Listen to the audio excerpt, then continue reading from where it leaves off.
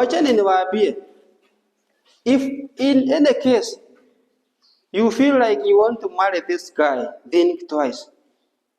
Unataka kuwa nini when you grow up? Daktari mgani huyu?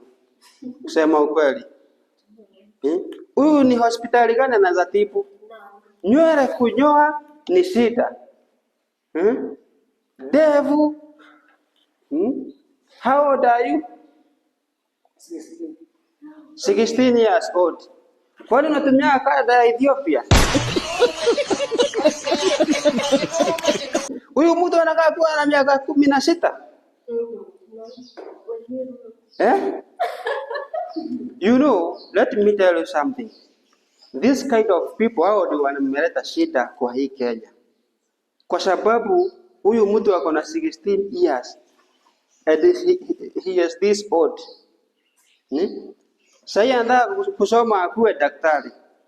By the time sasa utakuwa unaanza kufanya kazi na miaka ngapi? Huyu si atakuwa ana apply kazi na death certificate.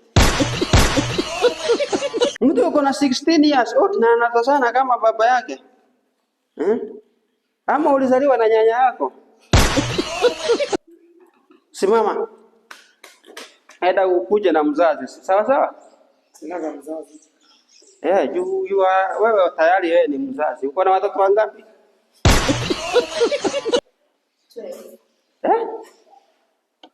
Ama ni mtu aliitishwa mzazi akampatia uniform akamweka kwa kirasi.